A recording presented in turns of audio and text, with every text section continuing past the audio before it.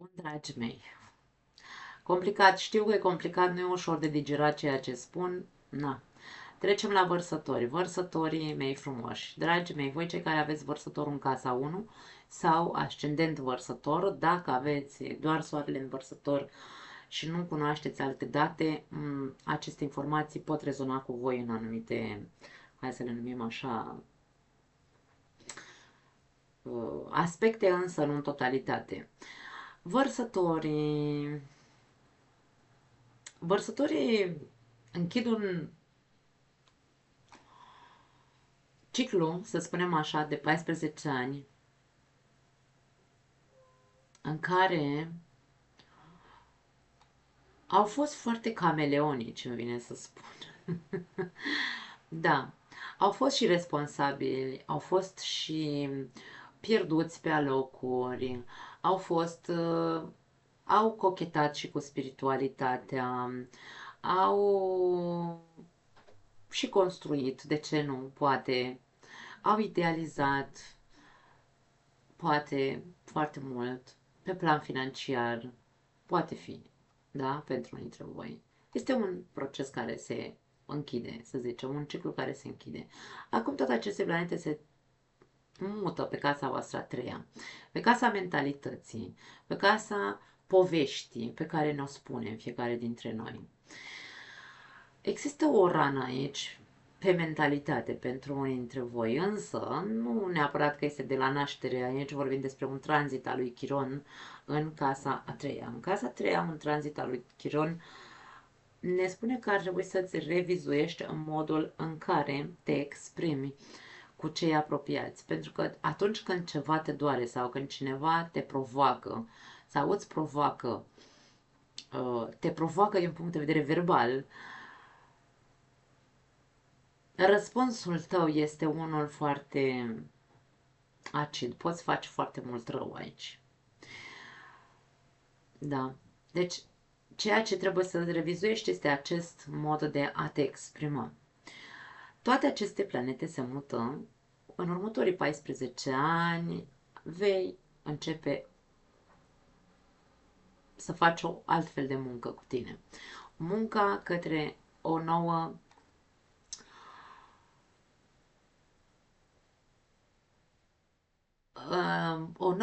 înțelegere, o nouă manieră de a vorbi, o nouă manieră de a te conecta cu ceilalți, o nouă manieră de a face conexiuni, hai să zicem așa, neuronale. Poate unii dintre voi veți fi destul de agili, dar e un soi de trec de la o agilitate intuitivă, să spunem așa, acțiune intuitivă. Până acum m-am mișcat prin viață intuitiv în ultimii 14 ani. Acum mă mut pe un teren concret în care zic ok, stai așa, că am și o minte în cap, stai că știu și o să construiesc, stai să știu să fac, că fac și eu ca la carte. Saturn în casa 3 aduce foarte multă coerență mentală. Neptun poate aduce foarte multă inspirație. Venus și Mercur, o perioadă poate fi din nou o cochetare cu anumite studii noi. De ce nu? Poate fi și asta. Dar se activează o mare dorință și un mare curaj de a fi un fel de persoană mult mai intelectuală, mult mai inteligentă, de ce nu, mult mai... Voi oricum sunteți inteligenți, însă nu vorbim de inteligența.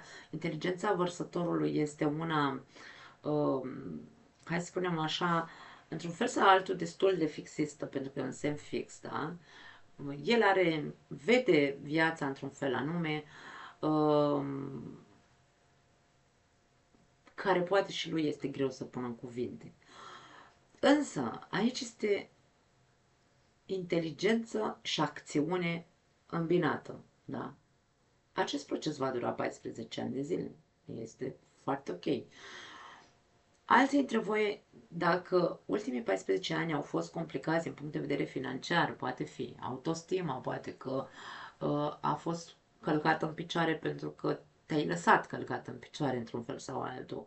și ți s-a tot provocat aici o rană, da? De cei, hai să numim de cei apropiați într-un fel sau altul. Mm, poate proiectele voastre, toate planurile financiare poate nu au ieșit așa cum visați voi, pentru că aici e o zonă de visare cu pești, da? Însă, dacă ați știut să fiți cumva fluizi și să curgeți într-un fel sau altul, să vă lăsați, nu neapărat purtați de vânt, dar să nu vă opuneți cu rezistență, aici vorbim despre un nou început. Și din punct de vedere nu neapărat financiar, ci o învățătură. Am învățat ceva de acolo. Și acum vreau să învăț mai mult cumva, e ca și cum vreau să mă informez. Vreau să fiu mult mai...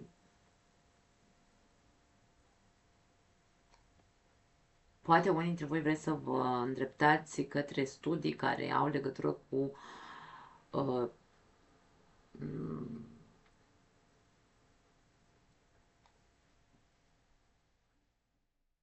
nu știu, alte minuni de genul ăsta, inteligență artificială, habar n-am, multe pot fi.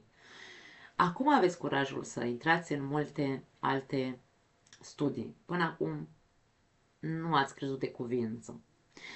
Acum, Marte. Marte, la voi, din decembrie și până acum, v-a cam dat bătăi de cap. Din punct de vedere al jobului, din punct de vedere al rutinei, poate că n-ați mai uh, hai să zicem așa, ați încercat să rămâneți în acțiune, ați încercat să fiți activi foarte tare, însă cumva ceva parcă tot nu aveați energie pentru a face tot ce voiați. Din punct de vedere al sănătății, poate că ați fost mult mai, nu știu, v-ați tăiat mult mai mult în ultima perioadă, v-ați lovit la mâini, la picioare, habar n-am, poate fi. Și din punct de vedere al hai să spunem sentimental, pentru că Racul ne vorbește despre emoții, ca și cum unii n-ați vrut să mai simțiți atât de mult cât ați simțit în alte dăți. Un fel de...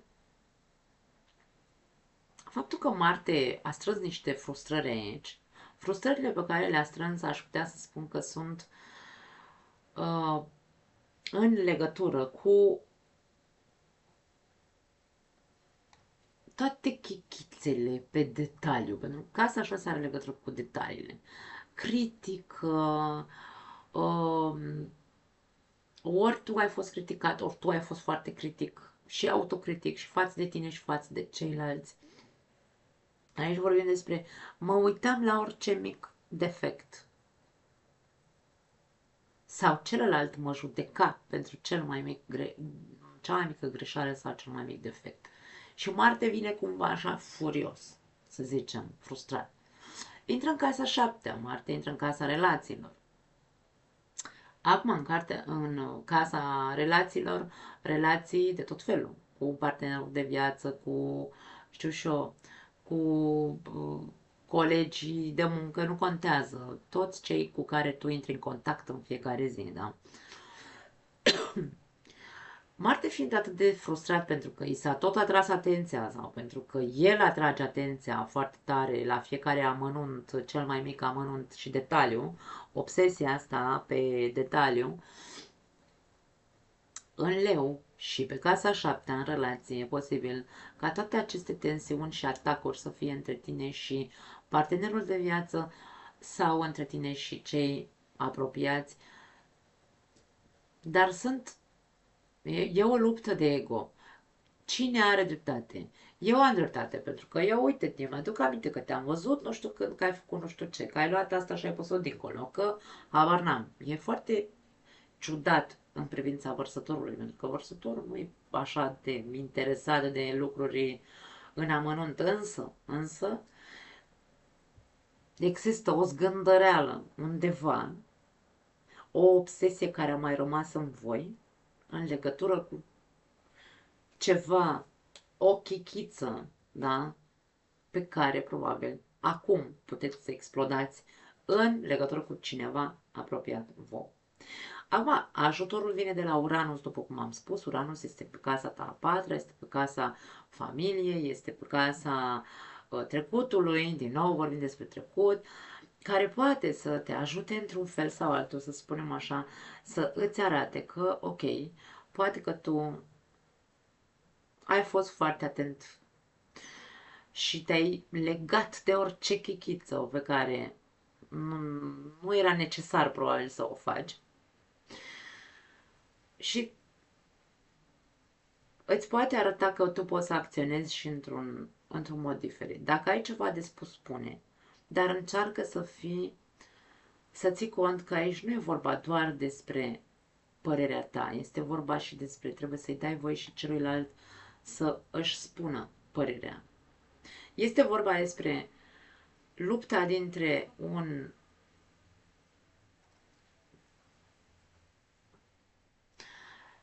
despre dreptate și lupta despre putere. E un care pe care aici. Nu e vorba de a domina. Nu putem să dominăm pe nimeni, nu putem să controlăm pe nimeni. Este o axă a controlului aici între leu și vărsător, între Marte care vine frustrat că nu i s-a cusut, domne, nasturile de la cămașă de un an de zile. Da, deci anumite lucruri ciudate, aș spune, care fără noimă și fără sens, care vor pune în evidență o mare tensiune între tine și o altă persoană. După cum am spus, Uranus poate ajuta să-ți schimbi viziunea și tactica în care, pentru că Marte în rac este un tactic, este foarte șahist așa. Acționează din umbră, strânge dovezi, însă aici când pornește războiul, îl pornește într-un mod violent și se regăsește față în față cu alt colos care se numește Pluto, care este la tine în casă, unde îți va da într-un fel sau altul jos anumite măști. Și dacă acțiunile tale sunt, nu neapărat că nu sunt valabile. Lupta pentru dreptate este cea mai cruntă luptă, îmi vine să spun. Pentru că, practic, ne luptăm să ne câștigăm o poziție în fața celuilalt. Și nu e despre asta. Pluto îți va da această mască de putere. Tu te crezi puternic acum, te vezi puternic. Nu zic că nu ești, însă puterea nu trebuie fi folosită sau nu e bine să o folosim pentru a-l îngenunchea pe celălalt. Nu e despre asta. La voi e foarte mult din punct de vedere mental, verbal, da? Și relațional. Cam asta este ceea ce văd. Tu poți să schimbi aici mentalitatea sau viziunea, să zicem așa, să vezi din ceea ce ai învățat în ultimii 14 ani, te poți folosi de concepte noi, de deschidere mentală, de renunțare la fixisme, pentru că și Taurul are această esență de posesivitate, fixism, da, semne fixe. Vorbim despre a conștientiza. Sunt aspecte fluide care ne arată faptul că avem puterea să conștientizăm multe lucruri la noi pentru cei care au ochi să vadă și, bineînțeles, urechi să asculte. Cam asta e, dragii mei, nu pot să mai zic altceva.